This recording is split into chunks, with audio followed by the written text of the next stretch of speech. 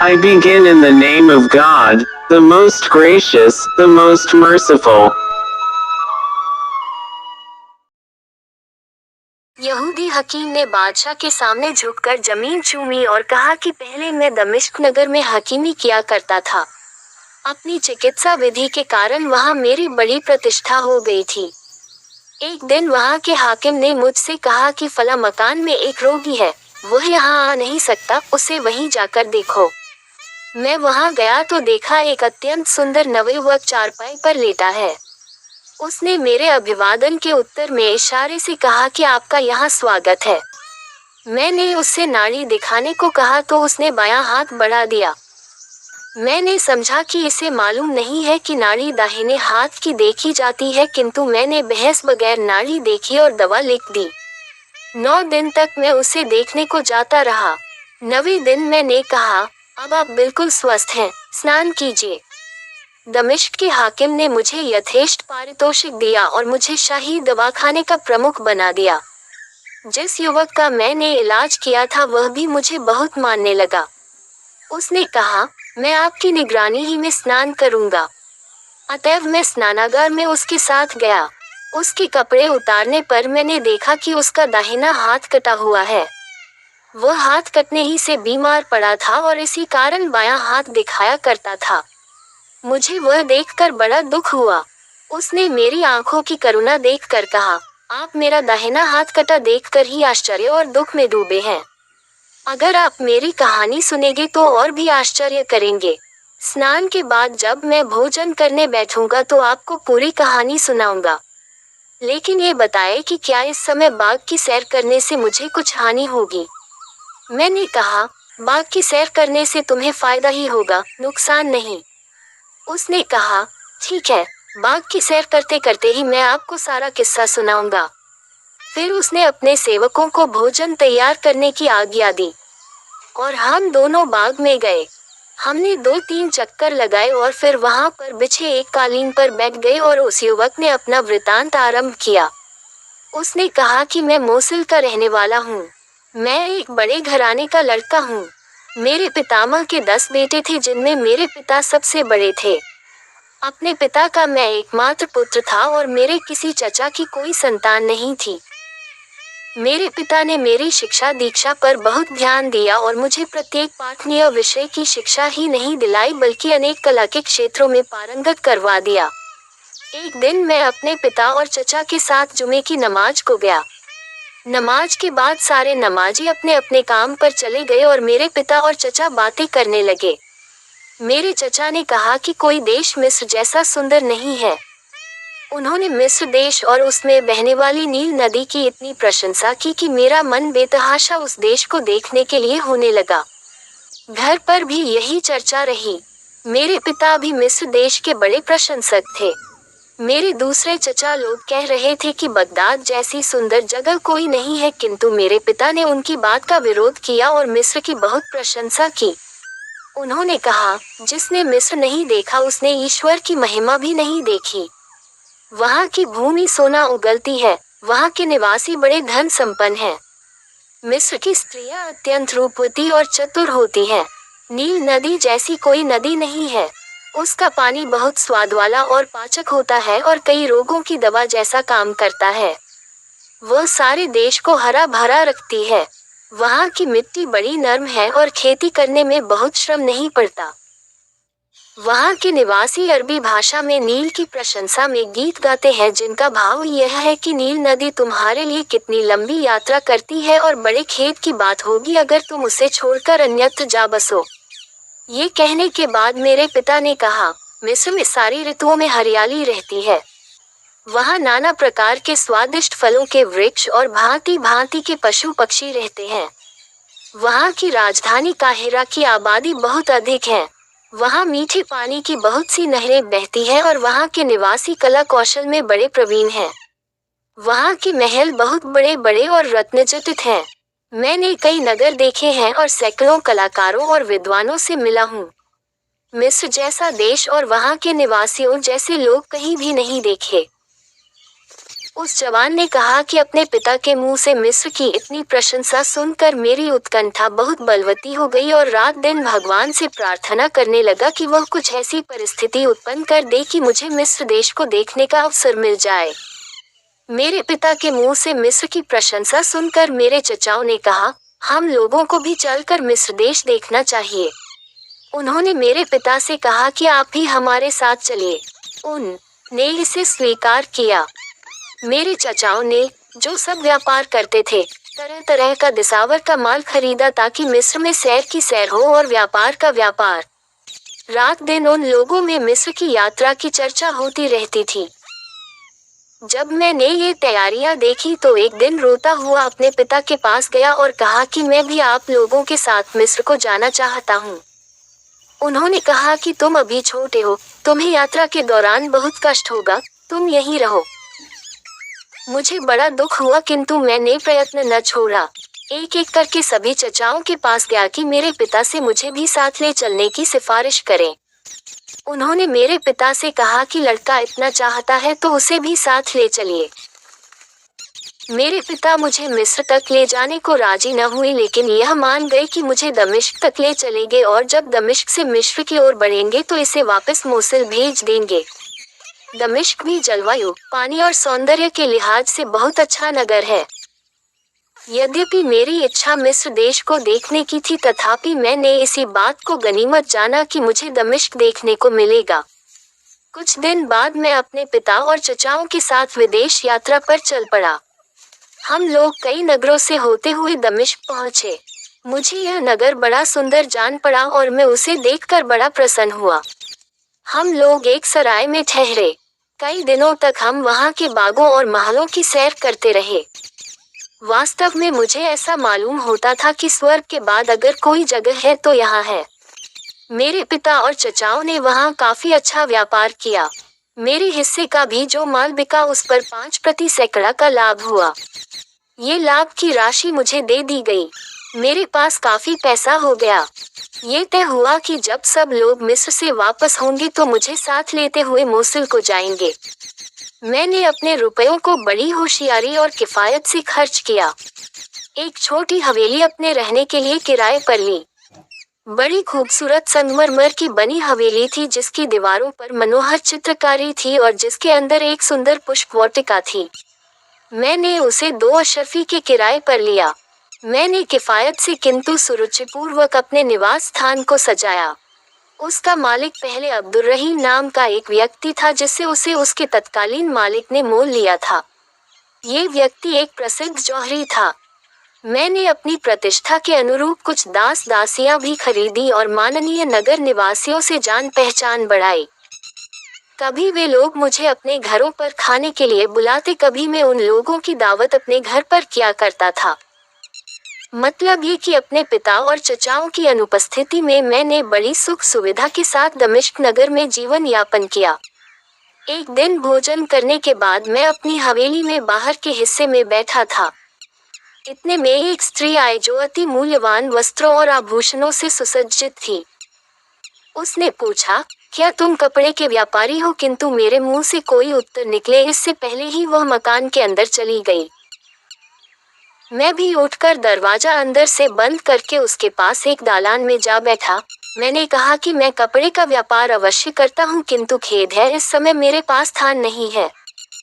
उसने अपने सुंदर मुख से नकाब लगभग उलट दी और कहा, मैं ही कहाँ कपड़े लेने आई हूँ, मैं तो तुमसे मिलने आई हूँ। मैं चाहती हूँ कि सुबह तक यहीं रहूँ, किंतु मुझे भूख लगी है, मुझे कुछ खिलाओ। मैंने अपने सेवकों को भोजन आदि लाने को कहा। वे भोजन के साथ फल आदि भी लाए, जिन्हें मैं भी इस रमणी का साथ देने के लिए मैं खाने लगा।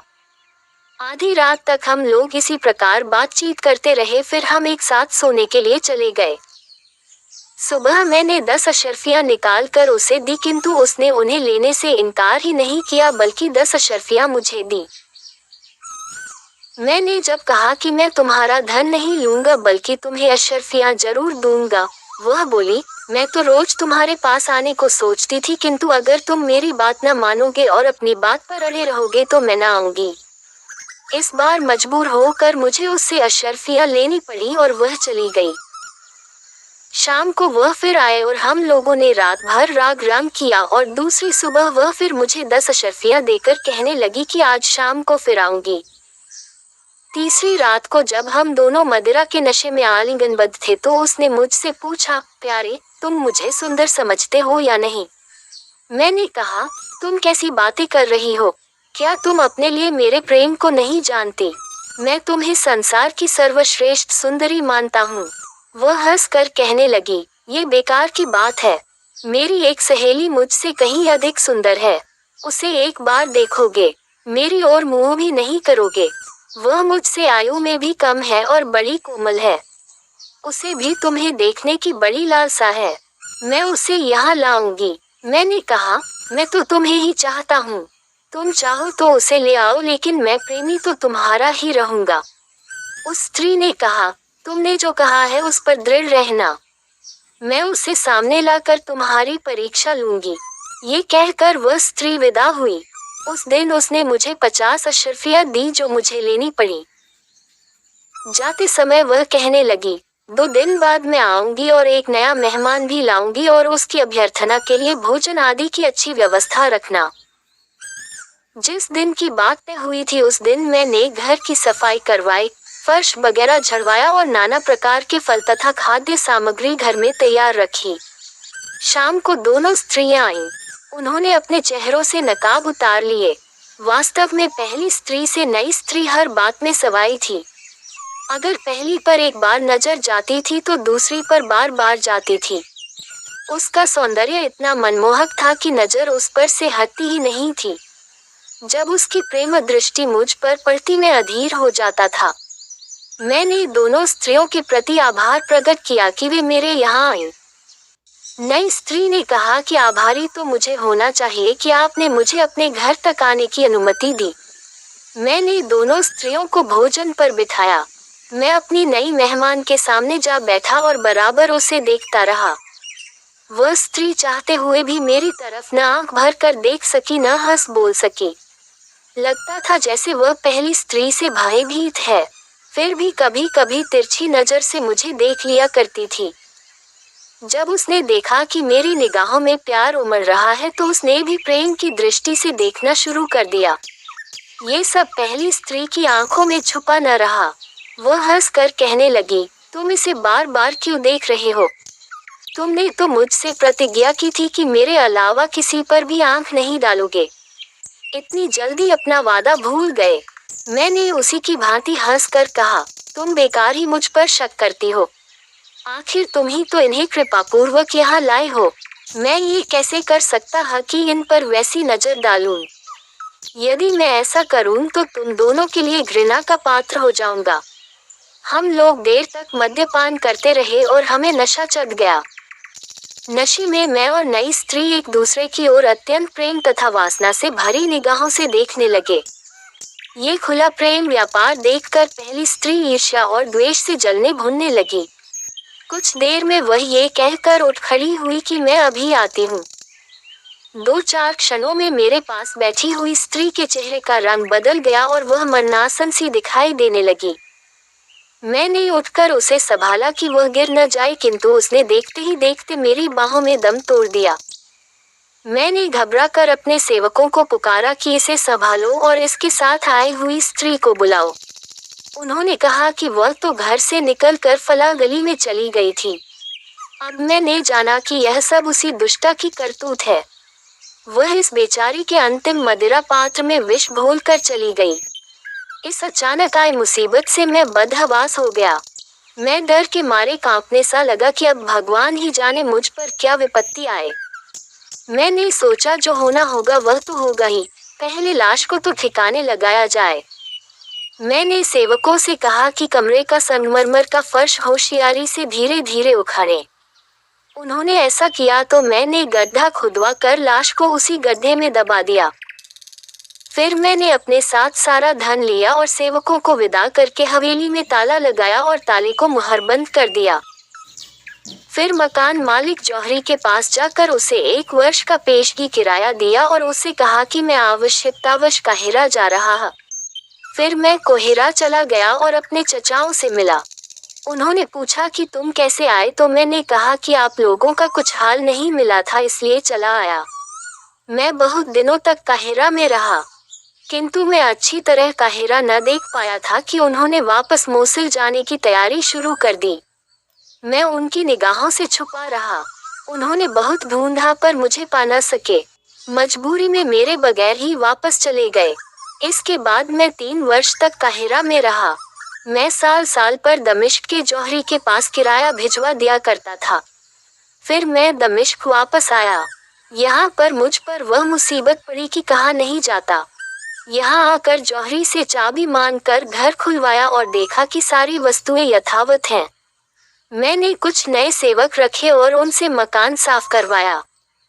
सफाई के दौरान एक सेवक को एक सोने का हार मिला जिसमें 10 बड़े बड़े मोती जड़े हुए थे। वह मेरे पास ले आया।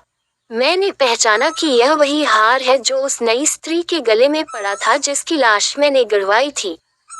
मैंने उसकी स्मृति के तौर पर वह हार कपड़े में लपेटकर अपनी गर्दन में डाल दिया। फिर मैं वहां रहने लगा, किंतु कुछ करने में मेरा मन नहीं लगता था। फलतः मेरे पास का सारा धन धीरे धीरे खर्च हो गया और मैं घर का सामान बेचकर गुजारा करने लगा। जब सब कुछ बिक गया तो मैंने सोचा कि इस मुक्ताजुतित हार को बेचने के सिवा कोई उपाय नहीं है, किंतु मोती उसमें ऐसे लगे थे जिनके मूल्य का मुझे कोई अंदाजा ही नहीं था। फिर भी मैं उसे बेचने पर मजबूर था और उसे बेचकर मैंने बहुत बड़ी मुसीबत मोल ले ली। मैं बाजार में उस हार को लेकर गया तो अपने मकान मालिक जौहरी की दुकान पर जाकर अपना मंतव्य कहा कि मैं एक हार बेचना चाहता हूँ। उसने एक दलाल बुला दिया। मैंने दलाल के साथ जाकर उसे हार दिखाया। उसने कहा कि मुझे भी ऐसे मोतियों का मूल्य नहीं मालूम, आप उसी जौहरी की दुकान पर बैठे, मैं और जौहरियों को यह हार दिखाकर इसका दाम पूछ कर आता हूँ।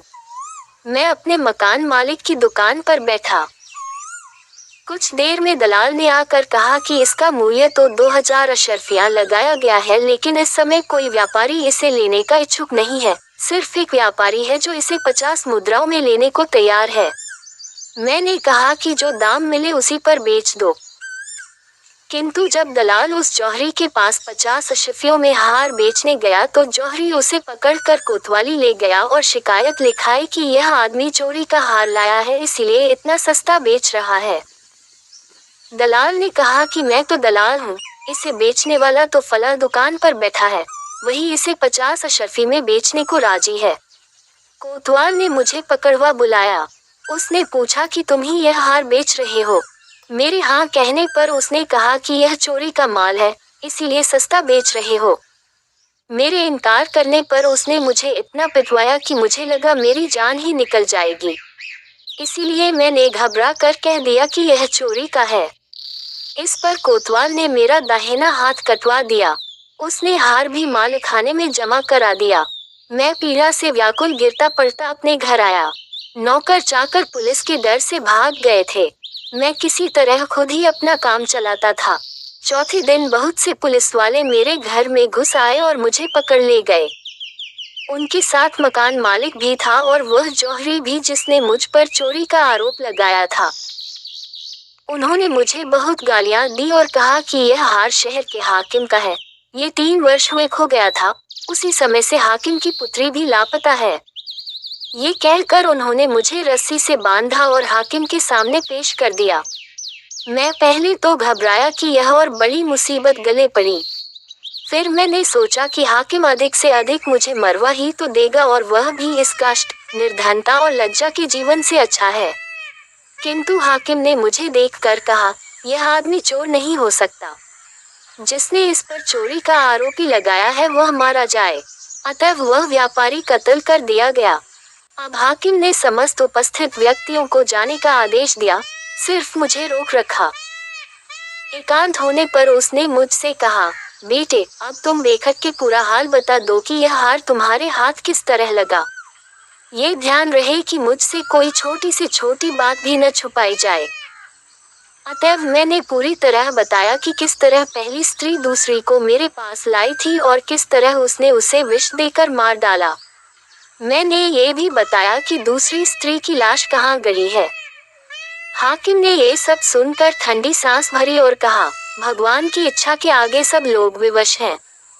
मैं भी वह सब विनयपूर्वक स्वीकार करता है जो उसकी इच्छा से हुआ। तुम पर जो कुछ मुसीबत पड़ी उसका मुझे अत्यंत खेद है। अब तुम मेरा हाल सुनो कि मुझ पर कैसे कैसे दुख पड़े। वे दोनों स्त्रियां मेरी बेटियां थीं। पहले जो तुम्हारे पास गई वह मेरी बड़ी बेटी थी और बाद में जिसे वह ले गई वह उसकी छोटी बहन थी। बड़ी बेटी का विवाह मैंने अपने भतीजे से कर दिया जो काहिरा में रहता था। वह कुछ दिनों बाद अचानक मर गया।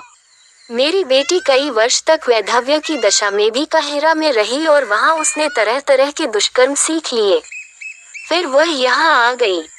दूसरी बेटी जो उससे छोटी थी और जो तुम्हारी बाहों में मरी बड़ी समझदार और सदाचारिणी थी। उससे मुझे कोई शिकायत नहीं हुई लेकिन उसकी बड़ी बहन ने उसे भी आवारा बनने पर राजी कर लिया। जब छोटी मरी तो मैंने दूसरे दिन बड़ी से पूछा कि तुम्हारी बहन कहाँ है। उसने ठंडी सांस भर कर कहा, मैं तो सिर्फ इतना जानती हूँ कि कल वह बहुत मूल्यवान वस्त्रभूषण पहन कर घर से निकली थी और अभी तक नहीं आई। मैंने अपनी बेटी की बहुत खोज कराई किंतु उसका कहीं पता नहीं चला। कुछ समय बाद बड़ी बेटी भी, जो रात दिन अपने पाप कर्म को याद करके रोती रहती थी, बीमार होकर मर गई। ये वृतांत सुनाकर हाकिम ने मुझसे कहा, बेटे, हम तुम दोनों ही दुर्भाग्य के मारे हुए हैं। किंतु अब तुम किसी बात की चिंता न करो। मैं अपनी तीसरी बेटी से, जो अपनी दोनों बहनों से अधिक सुंदर और बुद्धिमती है, तुम्हारा विवाह कर दूंगा। तुम मेरे घर को अपना घर समझो। मैं मरणोपरांत तुम्हें अपनी संपत्ति का उत्तराधिकार देने का वसीयतनामा लिख दूंगा। मैंने कहा कि आपका हर प्रकार मुझ पर उपकार है। मैं आपको बुजुर्ग समझता हूँ और जो कुछ आपका आदेश होगा वैसा ही करूंगा। हाकिम ने कहा कि फिर देर करने की क्या जरूरत है। उसने गवाहों को तुरंत बुलाया और दिखावटी राग रंग के बगैर काजी के द्वारा अपनी पुत्री से मेरा विवाह करवा दिया। इसके अतिरिक्त उसने अपनी संपत्ति भी अपने मरणोपरांत मेरे नाम करने के कागज लिख दिए। आपने भी देखा होगा कि हाकिम मुझ पर कैसा दयालु है। ये कहकर उस जवान ने कहा कि कल ही मोसुल से मेरे चचाओं का पत्र लेकर एक आदमी आया है। पत्र में लिखा था कि तुम्हारे पिता का देहांत हो गया है और तुम आकर जायदाद में अपना हिस्सा संभालो।